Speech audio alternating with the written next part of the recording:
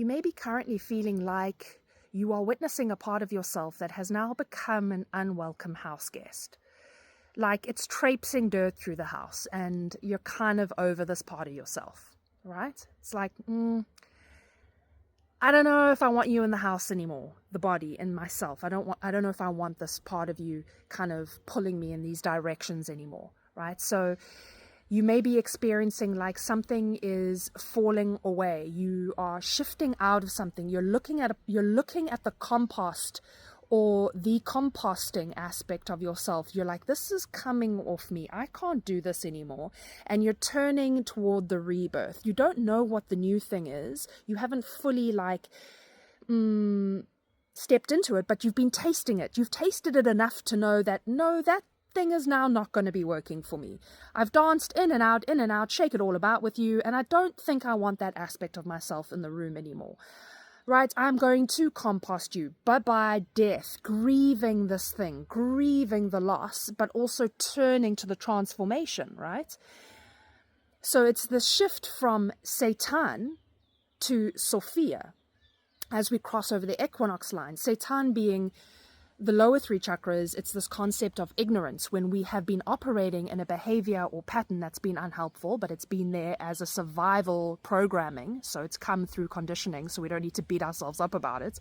Satan is a part of nature. Ignorance is a part of nature. Our unhelpful patterns have emerged because we've been through stuff and literally grown up in a traumatic world, okay? So it's fine. It's fine. We don't demonize these things. So Satan isn't an outside demon. It's a part of the self that is unconscious, right? But it's come into consciousness.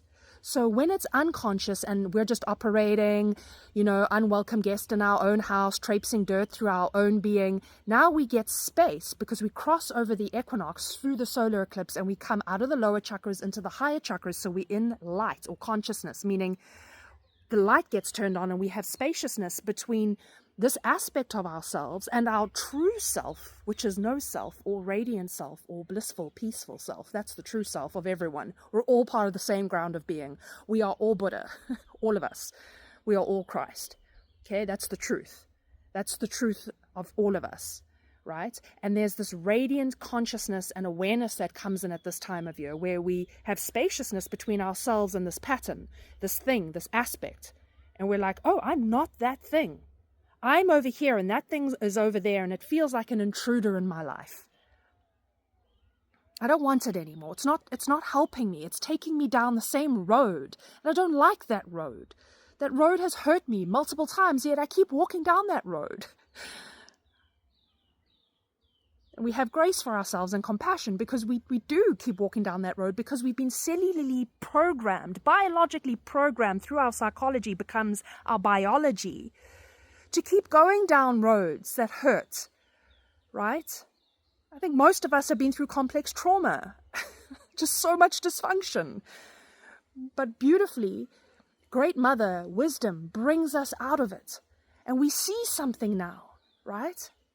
And we have this choice. We are like composting this part of ourselves, but we have to choose to do it because as we cross over this equinox line, it's coming out of like the Satan or mother, dark mother, into consciousness or light mother, or call it mother and father, whatever two dichotomies you want to use for the same yin-yang principle, right? We've been in the confines of this ignorance, and now we see the ignorance. Satan to Sophia, we have wisdom. Sophia means wisdom. We have wisdom. And we go, okay, I'm going to willingly self-annihilate because that's not myself. And this is what the Christian mystics are talking about when they say self-annihilation. It's not freaking Catholic flagellation, right? It's fierce compassion, graceful self-annihilation, loving self-annihilation. Like, I'm going to put that to rest, not by like strangling myself and punishing myself and shaming myself for this pattern that's been looping in me, but just by loving myself out of it, embracing myself out of it, loving myself so much to let it go, right? But it is a battle because you are battling the dragon The jewel is in after the battle with the dragon, the serpent, and that is an aspect of the mother, right? She is Satan. Because she is your biology and your matter and your programming. She is the light inside your matter that is wanting to draw you out of these ignorant ways, right? But we struggle with the matter. There is often when you're self-annihilating or moving out of an egoic pattern that you've known your whole life. That takes incredible courage. It's messy. It's a struggle. It's a struggle. It's a battle in the lair with the dragon. And the dragon always surrounds the jewel. The treasure. The treasure is through the battle with the dragon. And that's why we cross over and we also move into that more consciousness or Manipura fire energy or father energy, right? Which is discipline. It's time to wrangle the animal in you. That dark, ignorant thing that it's like, I keep getting swept down the road and doing the same thing. But I know I don't want to do it anymore. Okay. Well, what do you have to do to help yourself to transition out of that? Lovingly, but firmly. It's a firm compassion. Right? It's a firm compassion. And it takes a lot of courage and devotion to yourself to move through that. And I'm wondering if anybody else is feeling this. Most people in my fellowship, Sophia circle, are going through this, like composting, grieving of the old, aware of what's not serving, and kind of like, I don't want to do it anymore. Okay, how am I going to do the new thing? And the first thing we need to do when we want to do the new thing is pray. Alchemy is about self-investigation and mining the self and self-inquiry, definitely, but it's also a spiritual process. And I'm telling you, when you ask your maker by whatever name serves you, when you just say, I don't know how to do it, because I've never done it. Help me. I promise you, the Holy Spirit, who is Sophia in my name, whatever you want to call it, will arrive and will help you.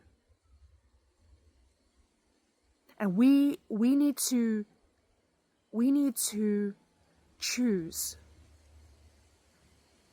We need to choose daily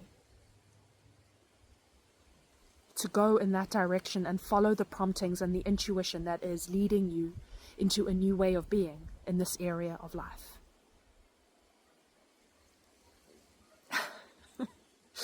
And I'm wondering if you feel this. I feel it in my life. I know it's happening in my friend's life. I know it's happening in fellowship. And I wonder if you feel this. You are being born. You're being reborn into something higher. Sending love.